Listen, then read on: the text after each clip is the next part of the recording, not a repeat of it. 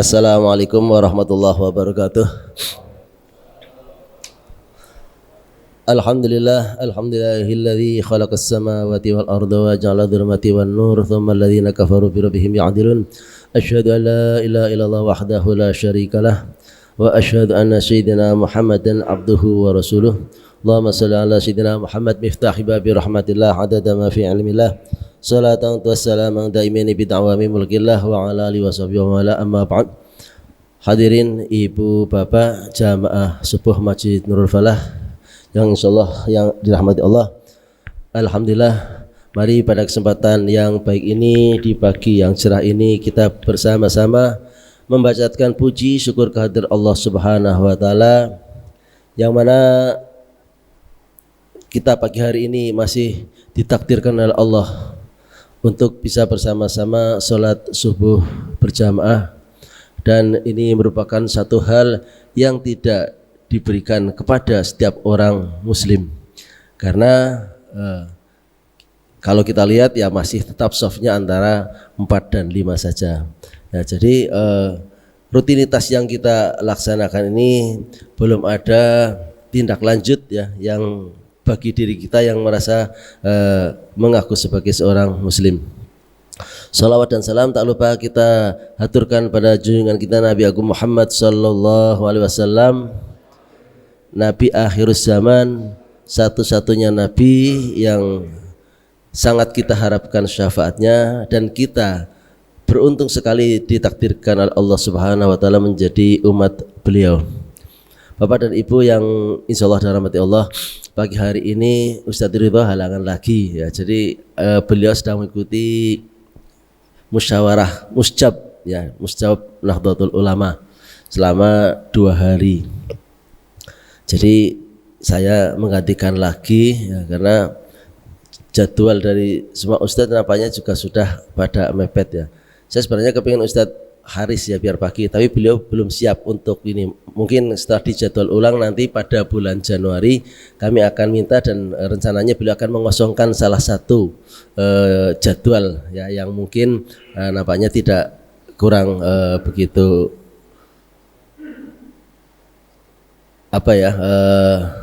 saya tidak tahu intinya gitulah. Jadi intinya beliau akan mengosongkan salah satu jadwal di pagi hari, karena kalau beliau di jadwal maghrib itu waktunya terlalu mepet ya. Kemudian Ustadz Ahmad Ghazali juga demikian, nanti insya Allah akan kita jadwal di pagi hari, karena ya untuk menyiapkan LCD saja sudah membutuhkan waktu paling tidak minimal 5 menit.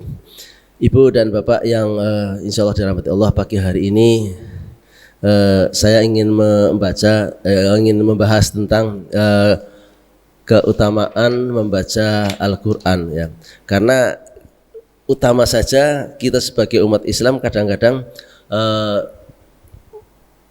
belum bisa bisa menindaklanjuti apa yang telah digariskan oleh Rasulullah SAW, apa yang telah disabdakan oleh Rasulullah SAW. Ini bukan persoalan lancar atau tidak lancar dalam membaca Al-Quran, tapi yang jelas yang lancar saja kadang-kadang untuk bisa tidak usah banyak-banyak lah ya, 1 lembar ini saja ya setiap hari lah, nggak usah setiap sholat waktu atau setiap sholat waktu, sholat 1 pagi aja ya, 1 pagi hari gini, atau mungkin sore hari 1 lembar ini saja kadang-kadang masih terlewatkan ya. Padahal kalau itu sudah dibaca kita akan mendapatkan betapa nikmatnya kita bisa membaca Al-Quran ya. Nanti ada beberapa penjelasan yang akan kami sampaikan di sini. Jadi tentang keutamaan membaca Al-Quran saja di sini ya, membaca dan mengkaji ya. Kalau mengkajinya jelas para ustadz sudah menjelaskan ya. Ada 7 ustadz yang ada di sini, bahkan 8 sekarang yang senantiasa menjelaskan dan mentafsirkan ayat suci Al-Quran. Baiklah, di sini kami hanya akan memberikan beberapa penjelasan tentang keutamaan membaca Al-Quran. Allah Subhanahu wa taala berfirman, A'udzubillahi minasyaitonirrajim, innalladzina yatlu kitaballahi wa aqamus salata wa anfaqu mimma razaqnahum sirran wa alaniyatan yarjuna tijaratan lan tabur. liyuwafihim ujurahum wa yazidahum min fadlih innahu ghafurun syakur. Ini termaktub dalam surat Al-Fatir 2 ayat, yaitu ayat 29 sampai ayat 30. Di sini artinya wallahu alam, sesungguhnya orang-orang yang senantiasa membaca kitab Allah dan mendirikan salat dan menafkahkan kebagian dari rizki yang kami anugerahkan kepada mereka dengan diam-diam maupun dengan terang-terangan, mereka itu mengharapkan perniagaan yang tidak akan merugi, agar Allah menyempurnakan kepada mereka pahala mereka dan menambahkan kepada mereka dari karunia-Nya. Sesungguhnya Allah Maha Pengampun lagi Maha mensyukuri.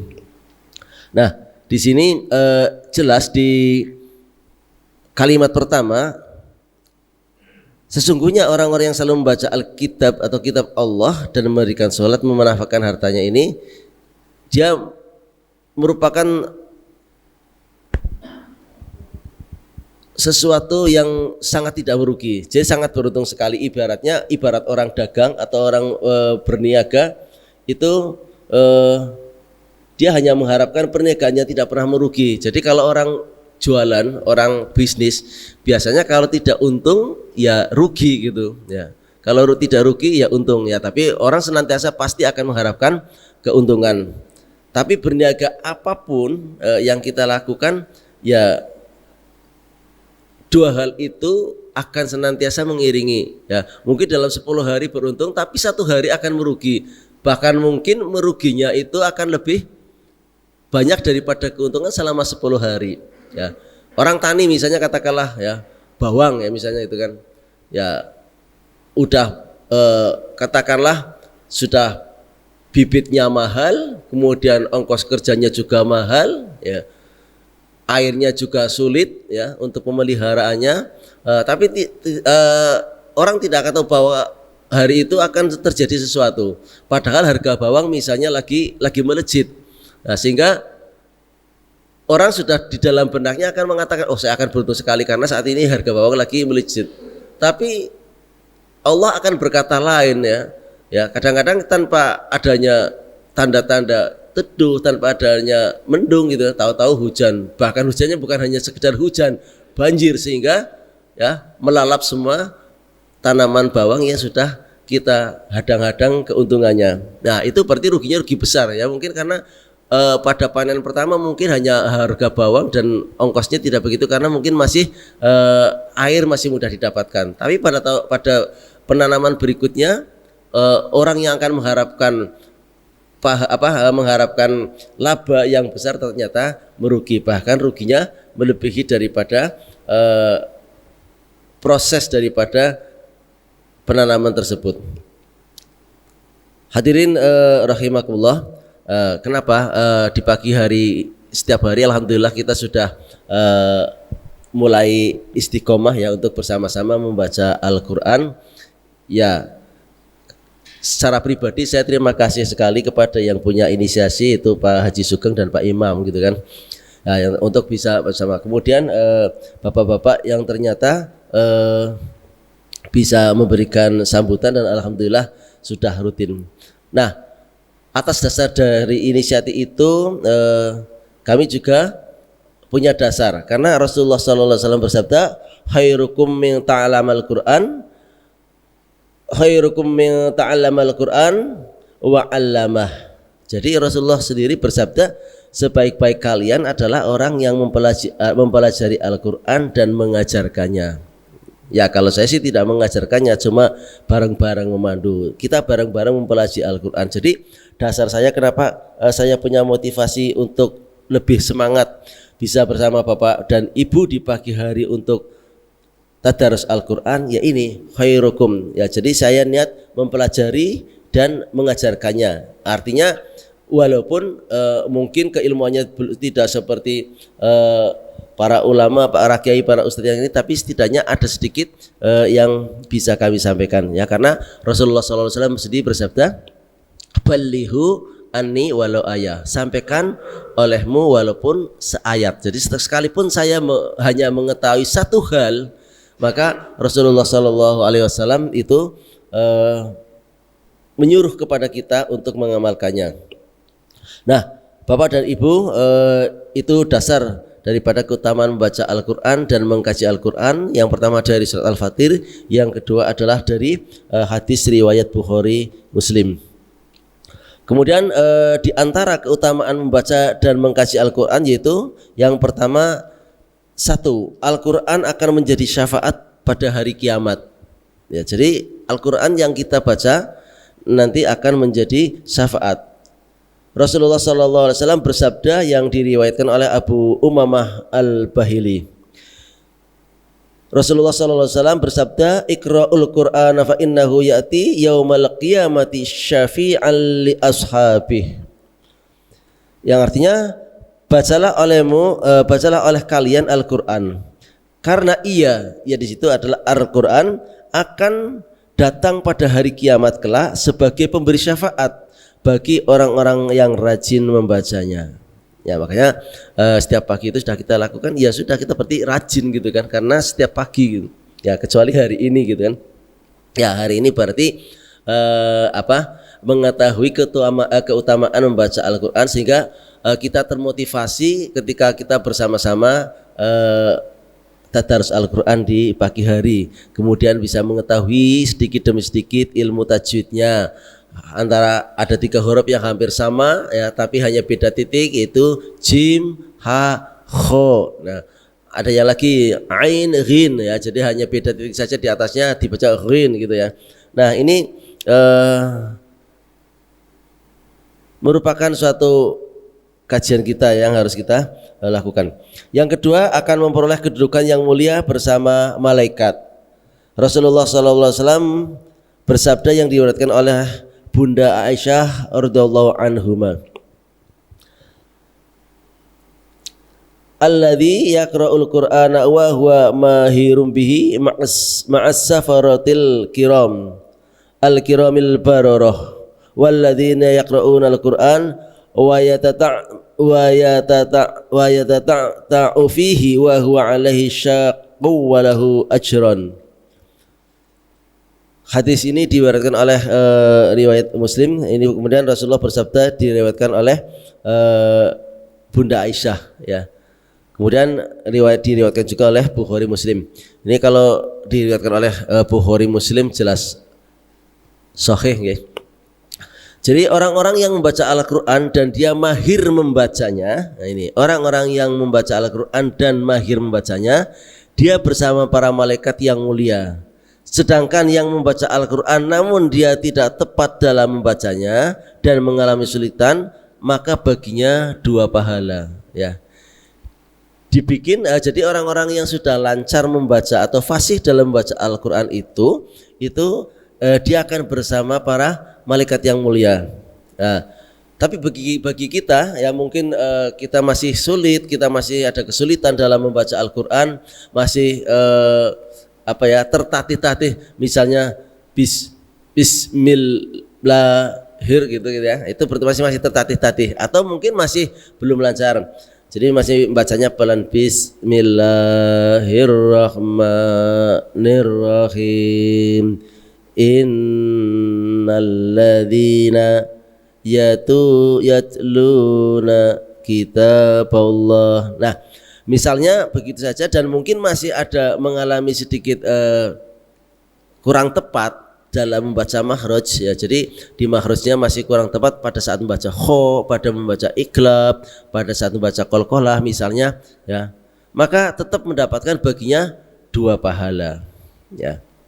Yang pertama adalah pahala mau mempelajari membaca Al-Quran, yang kedua kita mau belajar gitu ya, mau belajar. Yang pertama adalah pahala membacanya, yang kedua mau belajar. Kemudian yang ketiga akan memperoleh kemuliaan di sisi Allah. Rasulullah SAW bersabda yang diriwayatkan Abu Musa Al-Asy'ari, "Mathalul mu'minina alladzina yaqra'una al-Qur'an mathalul udrujah rihuha thayyibu wa ta'muha thayyib wa mathal mu'minina alladzina la yaqra'una al-Qur'an kamathalit tamrah la rihalaha wa ta'muha julwun wa mathal munafiqil ladzi yaqra'una al-Qur'ana kamathalir raihanah rihuha thayyibu wa ta'muha murrun wa mathal munafiqil ladzina la yaqra'una al-Qur'ana kamathalil hadalati laisa laha rihu wa ta'muha murrun. Nah, di sini Rasulullah sallallahu alaihi wasallam bersabda bahwa kita semuanya akan memperoleh kemuliaan di sisi Allah ketika kita menjadi orang-orang yang mencintai dan membaca Al-Qur'an. Jadi hadis tersebut itu mempunyai arti bahwa perumpamaan seorang mukmin yang rajin membaca Al-Qur'an adalah seperti buah utrujah.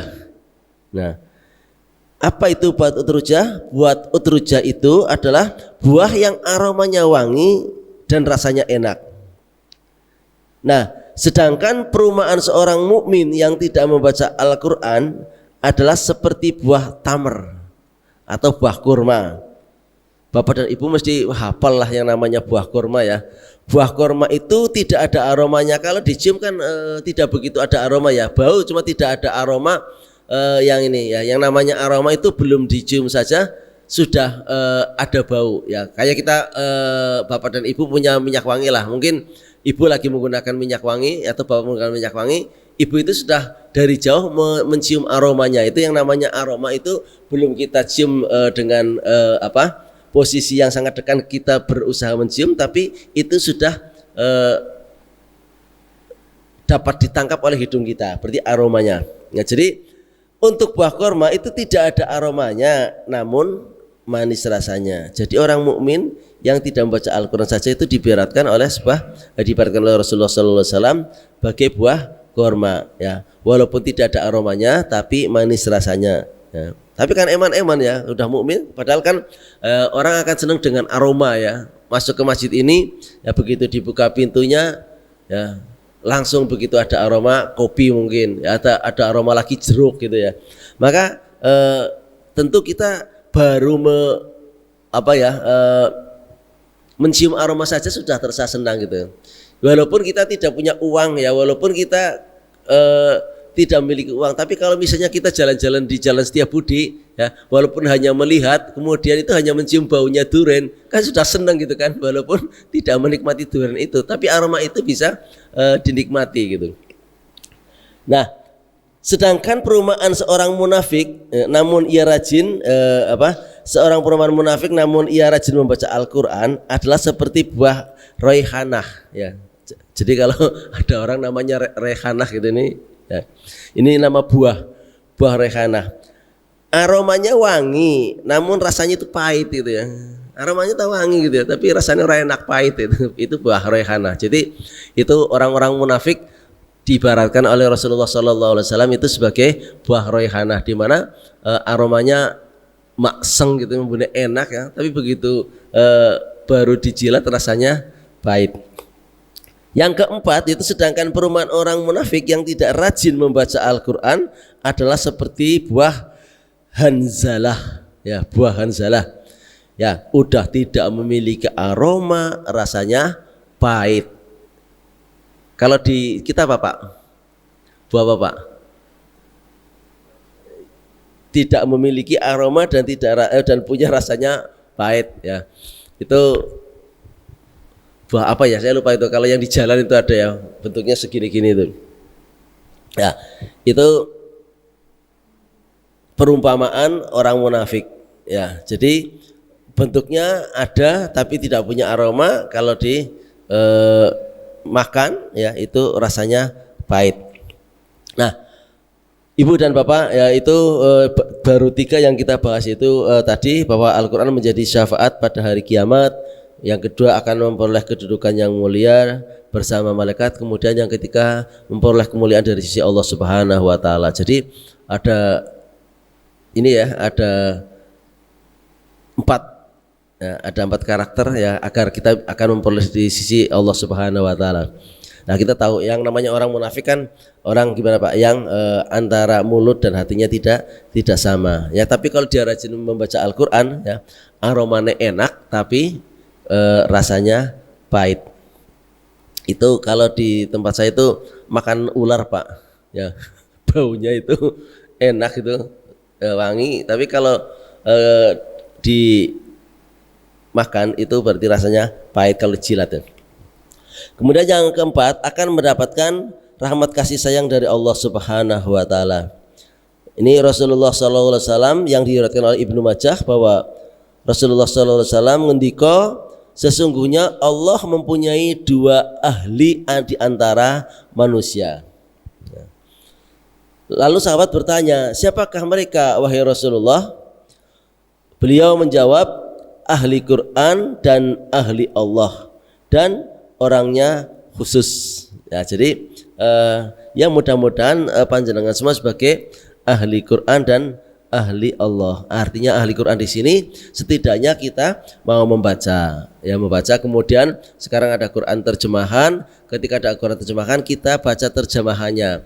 Kalau kita tidak tahu, jangan sekali-kali mentafsirkan Al-Quran dengan akal pikirannya sendiri ya. Jadi karena biasa mentafsir katakanlah ini, kemudian mentafsirkan tapi tidak bukan ahlinya ya. Karena di situ yang agar bisa mentafsirkan Al-Quran, yang pertama kan harus ada ilmunya, ada ilmu nahwunya, ada ilmu sorofnya gitu kan. Kalau hanya sekedar menerjemahkan ya, yang namanya terjemahan ini letterlek, belum ada penjelasan yang kita tahu bahwa kenapa kok ayat ini turun. Istilahnya ada asbabun nuzul ya. Kadang ada suatu peristiwa kemudian Allah menurunkan ayat tersebut pada baginda Rasul Muhammad sallallahu alaihi wasallam.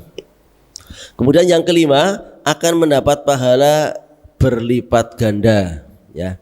Rasulullah sallallahu alaihi wasallam diriwayatkan dari Ibnu Mas'ud, barang siapa membaca satu huruf dari kitab Allah, maka ia akan mendapat satu kebaikan. Ini sering di viral ya, kalau yang disampaikan oleh Ustadz Adi Hidayat ini. Mendapatkan pahala berlipat ganda. Rasulullah SAW bersabda yang diriwayatkan oleh Ibnu Mas'ud, barang siapa yang membaca satu huruf dari kitab Allah, maka ia akan mendapat satu kebaikan. Ya, jadi satu huruf saja itu satu kebaikan. Dan satu huruf itu berarti pahalanya, satu kebaikan itu mempunyai pahala berlipat sampai 10 ya.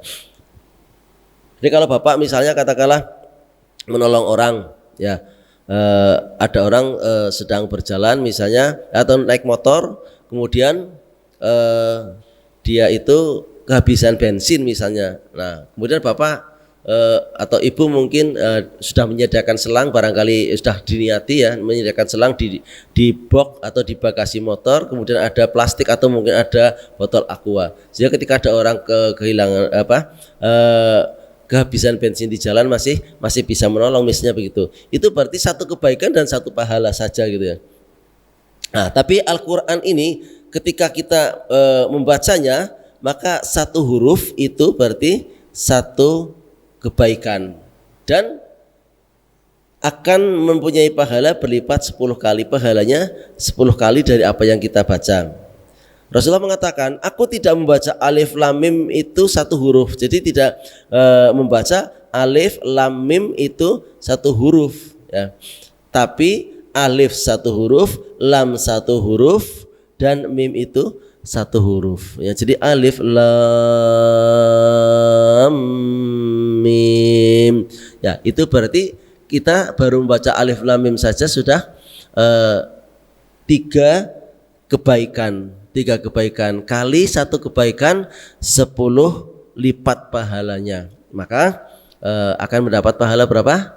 30 ya. Padahal setiap pagi kita berapa Pak Seno ya, satu ain ya, satu mukro ya, ain itu. Jadi ain itu di situ kalau di dalam ini itu namanya ruku ya, tanda ruku. Jadi setiap ada tanda ain itu namanya ruku Pak. Orang akan mengatakan apa ya Pak biasanya? Satu mukro gitu ya. Jadi ruku itu adalah tanda ruku atau tanda akhir surat ya. Jadi bisa katakanlah di tengah-tengah surat berapa ayat ada ain, yaitu namanya tanda ruku, atau mungkin tanda ruku itu akan berada di akhir kalimat ya, atau di akhir surat. Nah, itu Bapak dan Ibu. Jadi betapa ya kita tidak terlambat ya, misalnya tidak ada kata terlambat untuk belajar Al-Quran ya, karena ya insya Allah kalau memang ini bisa istiqomah selesai, kita mulai lagi. Jadi bagi Bapak dan Ibu yang belum sempat ya mengikuti, monggo ya, kalau pas ada waktu ya, ada waktu senggang ya, tidak ada kegiatan lain, monggo, paling-paling hanya setengah jam ya. Bapak dan Ibu yang saya hormati, itu adalah lima keutamaan dan mengkaji, keutamaan membaca dan mengkaji Al-Quran. Kemudian adabnya ini yang perlu kita tahu bahwa dalam membaca Al-Quran ya, yang pertama bahwa Al-Quran adalah bacaan yang sangat mulia ya. Membacanya merupakan ibadah yang besar pahalanya ya. Tadi kan dijelaskan satu huruf itu satu kebaikan dan pahalanya 10 kali lipat. Oleh karena itu maka kita perlu memperhatikan adab dan tata cara atau kesopanan atau sopan santun ketika hendak membaca Al-Quran. Antara lain yang pertama bahwa membaca Al-Quran dengan niat ikhlas karena Allah. Jadi bukan karena apa-apa ya, jadi bukan karena misalnya kepingin baca surat Yusuf biar wajahnya ganteng kayak Nabi Yusuf ya. Misalnya dasarnya pesek ya Pak. Ya, artinya itu sebenarnya ketika kita membaca Al-Quran maka di dalam wajah kita akan berseri-seri lah ya, orang melihatnya senang gitu ya. Jadi membaca Al-Quran dengan niat ikhlas, jadi bukan karena niat apa-apa, hanya karena Allah semata. Kemudian yang kedua, membaca Al-Quran dalam keadaan suci dari hadas dan najis ya.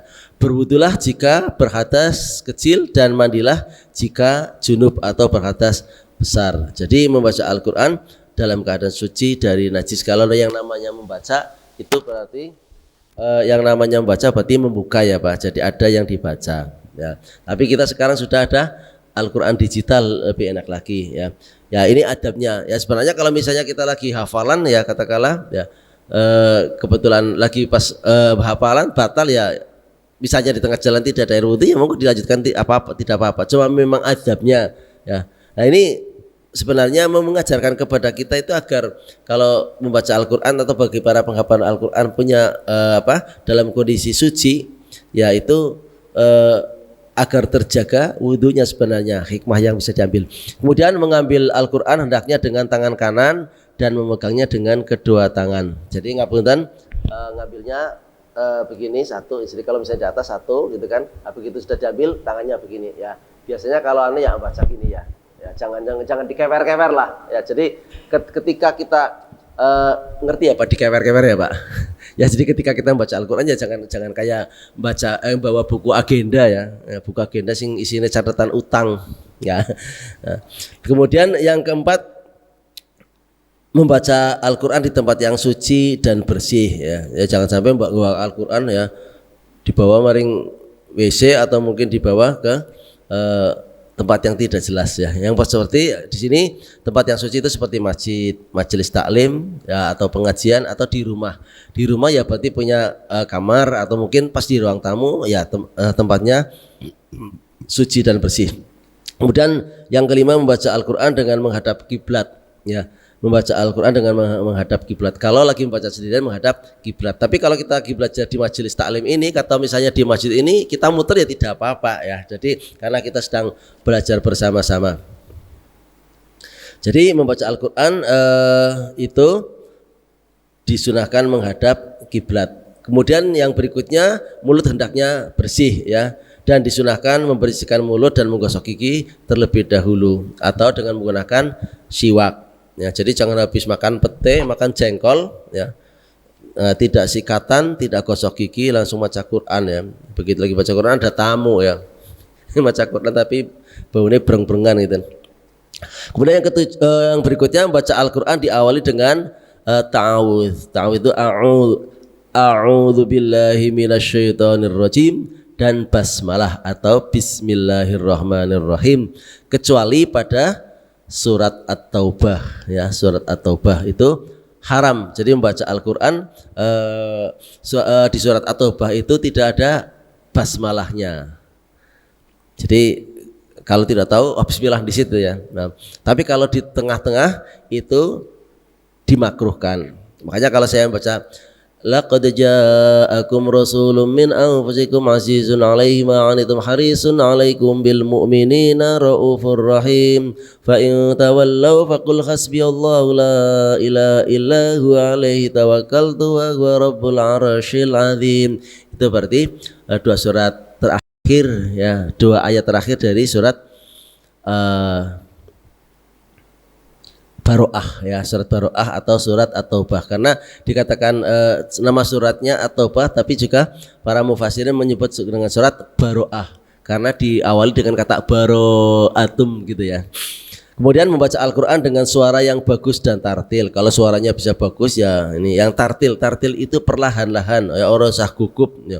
Yasin wal Qur'an gitu, tidak jelas kecuali para hafidz Quran itu, tapi itu sudah terlatih jelas ya, cepat tapi tartil ya, yaitu membaca dengan tenang, perlahan dan teliti ya, sesuai dengan kaidah tajwid ya. Jadi perlahan di sini tujuannya kalau kita yang bukan hafidz ya bacanya yang tartil saja kayak pagi hari, Bismillahirrahmanirrahim gitu ya. Kemudian yang berikutnya berusaha mentadaburi dan memahami maknanya ya, antara dengan cara membaca terjemahannya. Jadi setidaknya membaca terjemahannya lah. Nah setelah membaca terjemahannya kok kayaknya maksudnya apa ini ya, tanya pada para kiai, para ustadz, para ulama ya. Kemudian melakukan sujud tilawah jika mendapatkan ayat-ayat sajdah. Jadi di Al-Quran itu ada 15 ayat sajdah ya. Nah kalau misalnya kebetulan lagi tidak sholat ya, kemudian ini ya misalnya bapak lagi membaca Al-Quran ya, berarti cukup membaca subhanallah walhamdulillah wa la ilaha illallah akbar, subhanallah walhamdulillah wa la ilaha illallah akbar, subhanallah walhamdulillah wa la ilaha illallah akbar. Itu jika menjumpai ayat sajdah ya. Contohnya kayak di surat Sajadah, fa innahum, atau mungkin surat Al-Alaq wasjud waqtarib. Nah itu berarti kalau pas lagi sholat malah kebenaran kan sujud gitu kan, itu bacanya sujud tilawah ya. Fa innahum la yasjudun. Nah itu di situ ada ya, di surat As-Sajdah itu di ayat 15 ya. Itu ada di surat ada 15 surat ya, antara lain surat Al-A'raf, surat Ar-Ra'du, itu saya lupa ayat itu. Kalau surat Ar-Ra'du ada di ayat 15. Kemudian surat An-Nahl, surat Al-Isra, surat Maryam ya. Surat Al-Hajj saja ada 2 ayat 18 sama 77. Surat Al-Furqan, surat An-Najm ya, surat As-Sajdah ya, surat Shad, surat Fussilat, surat An-Najm, surat Al-Insyiqaq. Nah kemudian surat Al-Alaq itu di ayat terakhir wasjud waqtarib ya. Nah Bapak dan Ibu, itu adab-adab membaca Al-Quran. Kemudian dalil adab membaca Al-Quran itu jelas ya. Fa idza qara'tal Qur'ana fasta'idz billahi minasyaitonir rajim. Jadi itu di surat An-Nahl ya. Jadi bahwa kita disuruh membaca Al-Quran dengan meminta perlindungan kepada Allah ya. Di surat An-Nahl itu ayat yang ke-98 Allah berfirman, fa idza qara'tal Qur'ana fasta'idz billahi minasyaitonir rajim. Apabila kamu membaca Al-Quran, hendaklah kamu meminta perlindungan kepada Allah dari setan yang terkutuk. Nah, jadi kita ketika membaca a'udzubillahi minasyaitonir rajim itu berarti kita sudah menjalankan perintah Allah ya, yaitu membaca Al-Quran dengan ta'awudz. Kemudian Bapak dan Ibu, yang paling penting lagi kalau ada orang lagi membaca Al-Quran, terutama kalau pas ada acara Hari Besar Islam, itu kita tidak boleh ngobrol sendiri ya, karena di sini wa idza, Allah berfirman dalam surat Al-A'raf ayat 204, wa idza quri'al Qur'anu fastami'u lahu wa ansitu la'allakum turhamun ya. Jadi dan apabila dibacakan Al-Quran maka dengarkanlah baik-baik dan perhatikanlah dengan tenang agar kamu mendapat rahmat. Ya. Jadi setidaknya memperhatikanlah tenang, oh itu betapa nikmatnya ayat Al-Quran kalau dibacakan dengan pakai kiro ya, dengan lagu gitu. Kemudian sebagai dalil adab membaca Al-Quran itu pada surat Al-Muzammil, warattilil Qur'ana tartila, dan bacalah Al-Quran itu dengan tartil atau perlahan-lahan, tidak perlu gugup-gugup ya. Jadi kalau baca Yasin tahlil itu nggak usah cepet-cepetan gitu ya. Jadi kalau kayak Jumat lah ya, kalau Jumat kayak kalau dipandu Pak Imam, dipandu saya Yasin wal Qur'anil Hakim, dia nggak usah Yasin wal Qur'anil Hakim innakal mursalin ala siratim mustaqim, nggak usah gugup-gugup gitu kan. Toh itu dibaca paling 12 menit dengan membaca tartil seperti yang kita laksanakan pada malam Jumat ya. Ini beberapa adab. Nah ini sebagai motivasi bagi Bapak dan Ibu yang sudah alhamdulillah hampir 2 bulan ya sudah rutin karena sudah masuk ke juz 7 itu sudah membaca ya. Kita punya target setidaknya ya sama saja ya, kita membaca 2 mukro ya, 2 mukro dengan kita membaca Al-Mulk ya, setidaknya kita sudah bisa punya target ya. Targetnya itu kita itu bisa hafal lah ya, karena kalau hafal atau setidaknya lancar ya ketika mau tidur Bapak dan Ibu ini sudah bisa membaca surat Al-Mulk. Ini ada 8 hadis ya yang menerangkan tentang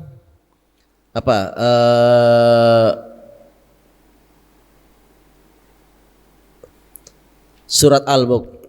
Nah ini disebutkan Al-Mani'ah oleh para sahabat bahwa diriwayatkan dari Abdullah bin Mas'ud radhiyallahu anhu berkata ya. Di sini hadisnya sangat panjang jadi tidak saya baca ya ini karena panjang sekali. Nah di sini artinya dalam hadis itu yang pertama disebut bahwa surat Al-Mulk itu disebut dengan para sahabat menyebutnya surat Al-Ma'aniyah ya, bahwa Rasulullah SAW bersabda yang artinya siapa yang membaca Tabarakalladzi biyadihil mulk atau surat Al-Mulk setiap malam, maka Allah Subhanahu wa taala akan menyelamatkan dari siksa kubur ya. Kami para sahabat Nabi sallallahu alaihi wasallam di masa Rasulullah sallallahu alaihi wasallam menamakan surat tersebut dengan namanya Al-Ma'aniyah ya, atau penyelamat dari siksa kubur. Inilah surat dalam Al-Quran yang siapapun membacanya pada setiap malam maka ia telah berbuat kebaikan dan memperbanyaknya ya. Jadi berbuat kebaikan dan memperbanyak. Berbuat kebaikan itu artinya memperbanyak kebaikan-kebaikan ketika kita membaca surat Al-Mulk ya. Ini jelas sabdanya Rasulullah SAW dan sahih hadisnya. Kemudian bahwa surat Al-Mulk itu besok akan menjadi syafaat ya. Dalam hadis yang diriwayatkan oleh Abu Hurairah radhiyallahu anhu, Rasulullah sallallahu alaihi wasallam bersabda, ini karena sedikit tak baca ya, ini karena ayatnya sedikit. An Abi Hurairah radhiyallahu an Nabi sallallahu alaihi wasallam qala minal Qur'ani suratu thalathatu ayyam syafaat li rajul hatta hufirullah wahya tabarakalladzi biyadil mulk wa fi riwayah Abi Dawud ya. Jadi di sini bahwa sesungguhnya Al-Quran itu ada surat dengan 30 ayat yang menjadi syafaat atau penolong bagi seseorang sampai dia mendapatkan ampunan. Itulah surat Al-Mulk ya. Hadis ini diriwayatkan oleh Abu Dawud, At-Tirmidzi dan Ibnu Majah. Ini yang kedua itu menjadi syafaat. Jadi monggo kalau kepingin Bapak dan Ibu, tinggal Bapak dan Ibu mau menindaklanjuti, mau memfollow up atau tidak apa yang saya sampaikan hadis-hadis Rasulullah SAW tentang kehebatan surat Al-Mulk ya. Yang ketiga bahwa Rasulullah SAW ya yang sudah dijamin surganya saja ya, yang mana malaikat tidak berani ya menanyakan siapa Jadi di sini Rasulullah SAW membaca surat Al-Mulk itu sebelum tidur ya, sebelum beliau sare ya, itu Rasulullah SAW membaca surat Al-Mulk. Hadis riwayat Jabir bin Abdullah radhiyallahu an menyebutkan bahwa Nabi Muhammad SAW tidak tidur kecuali sebelumnya membaca surat ini ya. Salah satu surat tersebut adalah surat Al-Mulk. Ya, jadi dari Jabir bin Abdullah radhiyallahu an ia berkata, tidaklah Nabi SAW tidur hingga beliau membaca Alif Lam Mim Tanzilal. Ya, jadi surat As-Sajdah yang pertama surat As-Sajdah. Jadi Alif Lam Mim Tanzilul Kitabil La Raiba Fihi Hudal lil Muttaqin, itu awalnya surat As-Sajdah. Dan Tabarakalladzi yang setiap hari kita baca. Jadi Rasulullah SAW membaca dua surat itu, As-Sajdah dengan surat Al-Mulk. Yang keempat, surat Al-Mulk ternyata juga ada dalam Taurat. Ya, jadi surat Al-Mulk itu ada di dalam kitab Taurat. Ini hadisnya panjang sekali ya. Ini saya sampaikan saja artinya, bahwa Rasulullah SAW bersabda dari Ibnu Mas'ud radhiyallahu an, dia berkata, saat seorang laki-laki ada di dalam kuburnya, kedua kakinya berkata, kalian tidak bisa mendapatinya karena ia membaca surat Al-Mulk. Lalu dada atau perutnya berkata, lalu kalian tidak bisa menjangkaunya karena dia biasa membaca surat Al-Mulk. Ya. Kemudian kepalanya berkata, kalian tidak bisa menjangkaunya karena dia bisa membaca surat Al-Mulk. Dia atau perawi berkata, surat Al-Mulk adalah pelindung, melindungi dari siksa kubur. Dari pelindung ini juga ada dalam Taurat, yaitu surat Al-Mulk. Maka siapa yang membacanya di malam hari, dia telah melakukan banyak hal dan panjang. Jadi hal yang dilakukan sangat banyak sekali ya. Jadi ketika kita ada di dalam kubur, malaikat Mungkar Nakir mau bertanya, surat Al-Mulk katakanlah di sini kakinya mengatakan, kedua kakinya, kamu tidak bisa mendekati orang ini gitu, karena dia senantiasa membaca surat Al-Mulk gitu, membaca saya gitu ya. Jadi mengatakan begitu ya. Kemudian lagi dia mengatakan dari dadanya juga mengatakan, kamu tidak bisa mendekati dada kami ini karena dada kami senantiasa ada surat Al-Mulk. Nah, itu Bapak dan Ibu yang keberapa? Yang keempat. Kemudian yang kelima, melindungi dari azab kubur. Nah, ini dalam Sahih Al-Jami juga tercantum hadis serupa yang juga diriwayatkan dari Abdullah bin Ibnu Mas'ud. Berikut hadisnya. Surat Tabarak atau Al-Mulk adalah pelindung dari siksa kubur. Nah, jadi keutamaan surat Al-Mulk yang melindungi seseorang muslim dari azab kubur juga ada di dalam hadis berikut. Nah, ini panjang juga hadisnya.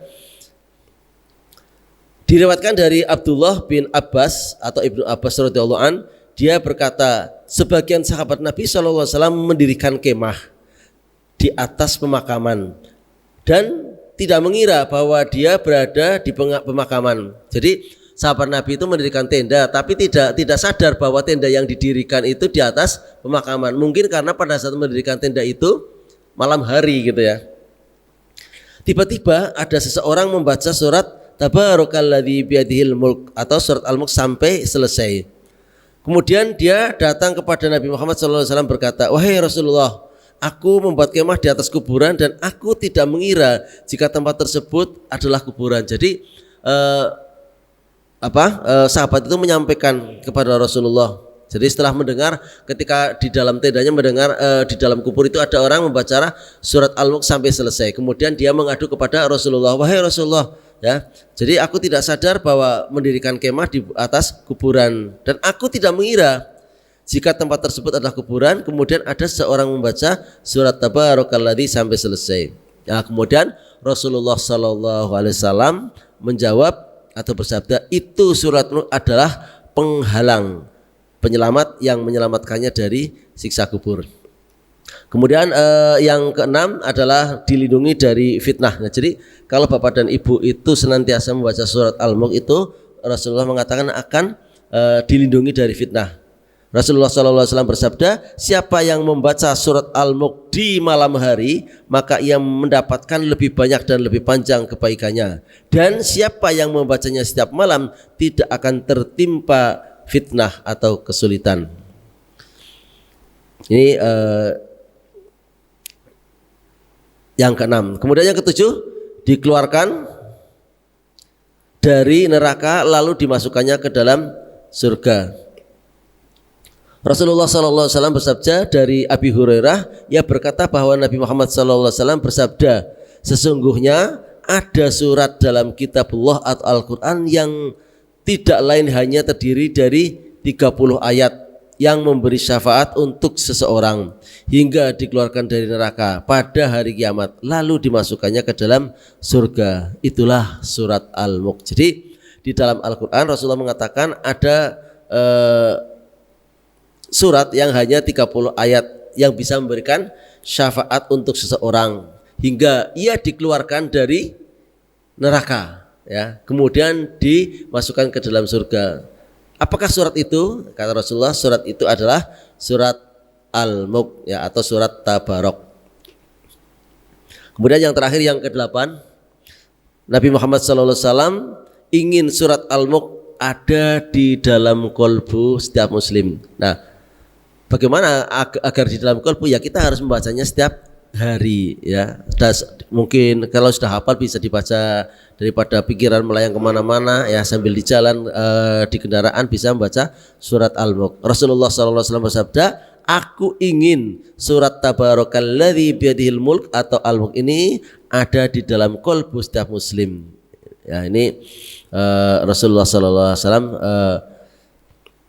bersabda demikian, sehingga ini ada 8 keutamaan dari baca kita membaca surat Al-Mulk. Jadi monggo Bapak dan Ibu yang belum bisa mengikuti tadarusan, mau kapan lagi, ya. Jadi kalau kita tidak mau mengikuti, kita tidak mau belajar, mau kapan lagi? Tidak ada kata terlambat lah belajar Al-Quran. Ya, mau masih kita diberi kesempatan oleh Allah Subhanahu Wa Taala untuk bisa senantiasa menghirup udara pagi, ya. Kita yang tadinya sebenarnya mati tapi Allah hidupkan lagi, ya, karena ketika kita tidur itu kan kita tidak tahu apakah kita akan hidup lagi atau mati, kan tidak tahu, ya.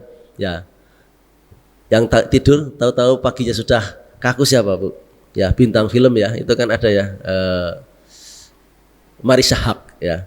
Tapi dia seorang muslim yang luar biasa, ya. Jadi insyaallah beliau husnul khotimah lah, ya. Artinya walaupun sehat tidak ada kan, tapi ya kita tidak tahu kan, kita terlentang, ya, pan tidur sebenarnya kebablasan, ya. Nah, kita tidak tahu, maka Bapak dan Ibu monggo walaupun yang sudah hafal, kalau kita belajar bareng-bareng, kita baca bareng-bareng, kan kekuatan kita akan semakin kuat, ya. Masjid ini insya Allah akan senantiasa bersinar dengan disinari ayat-ayat suci Al-Quran, dan insya Allah akan lebih barokah bagi jamaahnya semua, barokah juga bagi lingkungannya. Bapak dan Ibu yang insya Allah dirahmatillah, kiranya itu saja. Jadi 45 menit saya kayak ngajar, ya Pak, ya, kayak ngajar di SLT itu 45 menit. Gitu saja, kurang lebihnya mohon maaf. Namun sebelum itu kita berdoa bersama-sama. A'udzubillahi minasyaitonirrajim. Bismillahirrahmanirrahim. Alhamdulillahirabbil alamin. Wassallallahu wa barik ala sayyidina Muhammad. Alhamdulillahirabbil alamin. Hamdan syakirin, hamdan na'imin, hamdan yuafi namahu yukafi majidah. Ya Rabbana lakal hamdu kama yanbaghi li jalali wajhikal karim wa 'azimi sultanik, la ilaha illa anta subhanaka inni kuntu minadh dhalimin. Rabbana hab lana min azwajina wa dzurriyyatina qurrata a'yun waj'alna lil muttaqina imama. Rabbana atina min ladunka rahmah wa hayyi lana min amrina rasyada. Rabbana atina fid dunya hasanah wa fil akhirati hasanah wa qina adzabannar. Wa sallallahu ala sayyidina Muhammadin nabiyil ummi wa ala alihi washabihi wasallam. Bi haqqi subhana rabbika rabbil izzati amma yasifun wa salamun alal mursalin walhamdulillahi rabbil alamin. Kurang lebihnya mohon maaf. Wallahul muwaffiq ila aqwamit thoriq. Wassalamualaikum warahmatullahi wabarakatuh.